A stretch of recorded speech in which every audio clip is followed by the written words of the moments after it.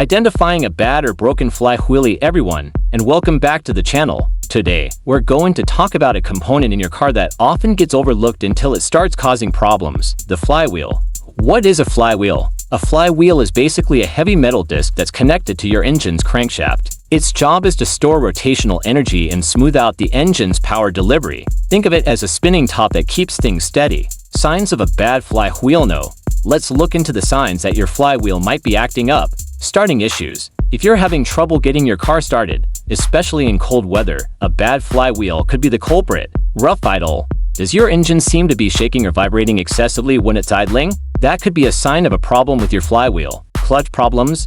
Notice any slipping, chattering, or difficulty shifting gears?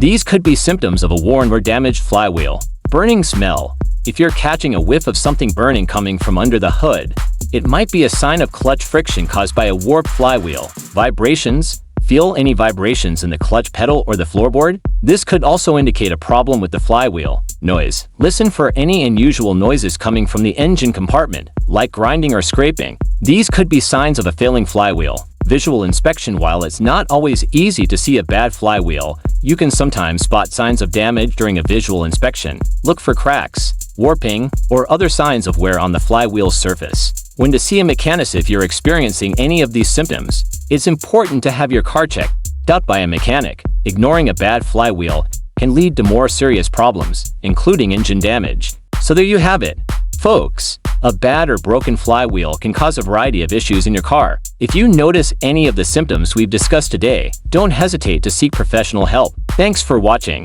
If you have any questions, feel free to leave a comment below.